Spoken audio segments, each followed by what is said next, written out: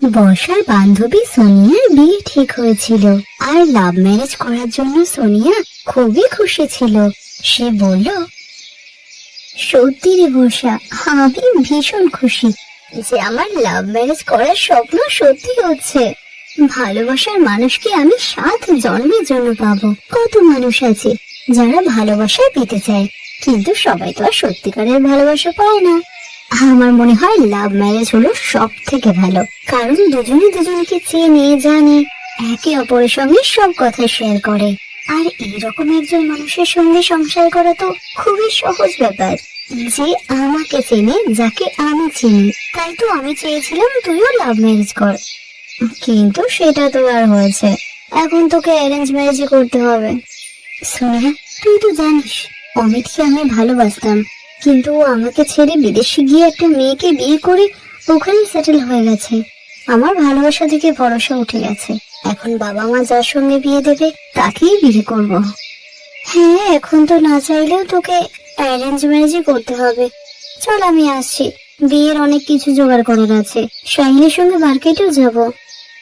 লাভ ম্যারেজের খুশি সোনিয়া চোখে মুখে দেখা যাচ্ছিল। সেখানে বর্ষা একটু দুঃখিত ছিল, কারণ সেও তো চাইতো লাভ ম্যারেজ করতে, কিন্তু তার ভালোবাসার মানুষ তাকে ছেড়ে চলে যাওয়াতে অ্যারেঞ্জ ম্যারেজের লাইফ নিয়ে সে খুবই চিন্তিত ছিল। আর কিছুদিন পর সোনিয়ার বিয়ে হয়ে যায়, আর বর্ষার সম্বন্ধ পাকা হয়ে যায়। নিখিল খুবই ভালো ছেলে, খুব পরিশ্রমী। কাপড়ের শোরুমটা ও তো একাই চালায়। আমাদের বর্ষা খুব সৌভাগ্যবতী যে ও নিখিলকে পেয়েছে।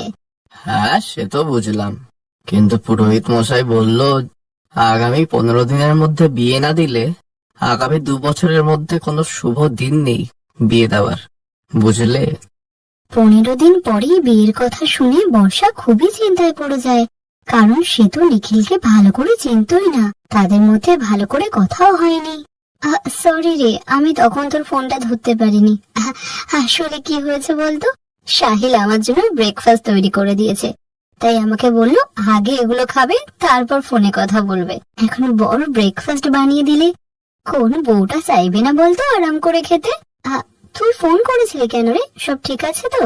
সোনিয়া, আমার বিয়ে ঠিক হয়ে গেছে। 15 দিন পরেই আমার বিয়ে। কি? 15 দিন পরেই তোর বিয়ে? কিন্তু তুই তো ছেলেটাকে ভালো করে চিনিসও না। নিখিলের সঙ্গে কথা হয়েছে কি? ওই আমাকে দেখতে এসে একটু কথা হয়েছিল। আর হ্যাঁ, আজকে আমাকে বাইরে দেখা করতে বলেছে, তাই বেরোবো আজকে, গিয়ে দেখি। আচ্ছা ঠিক আছে, আমি আর কি বলবো, তোকে তো অ্যারেঞ্জ ম্যারেজ করতে হবে। দেখ কি হয়। আমি তো বলবো লাভ ম্যারেজ হলো বেস্ট। তুই দেখ আমি কত খুশি, শাহিন আমার কত খেয়াল রাখে, কোনো কিছুর কমতি রাখে না, আমাকে খুব ভালোবাসে। তবে তুই যখন অ্যারেঞ্জ ম্যারেজ করছিস, তাহলে তো বলবো ওটাও ভালোই হোক। সোনিয়ার এইসব কথা শুনে বর্ষা আরো চিন্তায় পড়ে যায়। ওই দিন নিখিল বর্ষাকে নিয়ে সবার আগে মন্দিরে যায়, আর তারপরে যায় রেস্টুরেন্টে। আচ্ছা, তুমি খেতে কি ভালোবাসো? আমরা অর্ডার করে দিই। আপনার যা পছন্দ অর্ডার করে দিন, আমি ওখান থেকে একটু খেয়ে নেব। আচ্ছা ঠিক আছে, আমি অর্ডার করে দিচ্ছি। আমি একটু হ্যান্ড ওয়াশ করে আসছি। লাভ ম্যারেজ হলে আমার পছন্দের খাবার অর্ডার হতো, একবার বললাম আর তাতেই রাজি হয়ে গেল, নিজের ইচ্ছে মতো খাবার অর্ডার করছে। এরপর বর্ষা হাত ধুতে চলে যায়, আর কিছুক্ষণ পর ফিরে এসে সে তো অবাক হয়ে যায়, কারণ খাবার টেবিলে সব বর্ষার পছন্দেরই খাবার রাখা ছিল। আরে এগুলো তো সব আমার পছন্দের খাবার, এগুলো আপনারও পছন্দ? না, এতদিন ছিল না, তবে আজ থেকে তোমার যা পছন্দ তাই আমার। আমি তোমার মাকে ফোন করে জেনে নিয়েছিলাম যে তুমি কি কি খেতে ভালোবাসো। আমি এটাও জানলাম যে তোমার সফটি খেতেও খুব ভালো লাগে। আমরা রাস্তাতে ওটাও খেয়ে নেবো, ঠিক আছে? আর ফুচকাও, একটা ফেমাস জায়গা আছে, ওখান থেকে খাবো। টক জল দিয়ে খাবো। হ্যাঁ, বেশি করে টক দিয়ে। চলো আমিও 2-3টে খেয়ে নেবো। আচ্ছা বর্ষা, আমাকে তোমার ব্যাপারে সবকিছু বলো।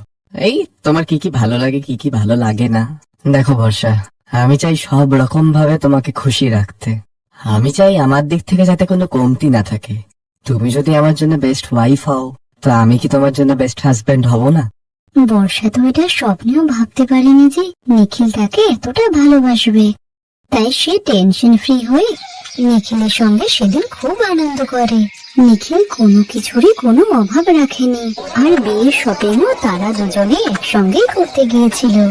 আর কিছুদিন পর দুজনের বিয়ে হয়ে গেলে, বিয়ের পর বর্ষা বাড়ির সমস্ত দায়িত্ব খুব ভালো করে সামলাচ্ছিল। বর্ষা খুব ভালো ভালো রান্না করে তার বরকে খাওয়াচ্ছিল। অন্যদিকে সোনিয়া রান্না করতে না জানলেও সেও ধীরে ধীরে তার শাশুড়ির থেকে রান্না করা শিখে নেয়। আর একই কালচারের পরিবারে বিয়ে হওয়াতে বর্ষা বাড়ির সমস্ত কালচার খুব তাড়াতাড়ি শিখে নিয়েছিল। আজকে পুজোর সমস্ত জোগাড় বর্ষা বৌমা করেছে, আমাকে তো হাতই দিতে হয়নি, একাই সামলিয়েছে। অন্যদিকে সোনিয়া ইন্টারকাস্ট ম্যারেজ করেছিল বলে তার শ্বশুরবাড়ির কালচার শিখতে তার বেশ কিছু সময় লাগছিল। তাই ফ্যামিলিতে অ্যাডজাস্ট করতেও সোনিয়ার অনেকটা সময় লেগেছিল। একদিন বর্ষা আর নিখিল একটি বিয়ে বাড়ি এসেছিল, যেখানে সোনিয়া আর সাহিলও এসেছিল। আর সোনিয়া দেখলো যে পুরো বিয়ে বাড়িতে নিখিল বর্ষার খুবই খেয়াল রাখছে, তার সমস্ত কথা মানছে।